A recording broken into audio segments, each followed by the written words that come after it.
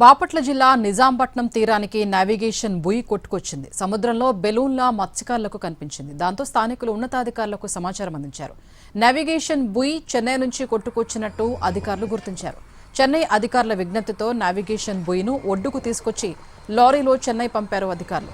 వాతావరణ సమాచారాన్ని సేకరించడానికి చెన్నై పోర్టు వద్ద నావిగేషన్ బుయ్ను ఏర్పాటు చేశారు. ప్రమాదవశాత్తు విరిగిపడి నిజాంపట్నం తీరానికి కొట్టుకొచ్చింది అది.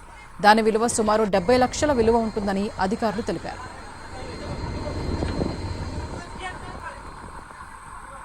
నావిగేషన్ బుయ్ అనేది సముద్రాలు, నదులు, సరస్సుల్లో ఓడలు సురక్షితంగా ప్రయాణించడానికి వీలుగా నీటిపై తేలియాడే విధంగా ఉంటుంది.